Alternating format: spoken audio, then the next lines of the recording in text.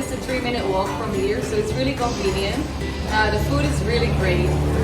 They have different flavors, different types of roti, and the recipes they pass through the family, so they're really specialized in it. So we really had a good time, and let's see what we're going to do tomorrow.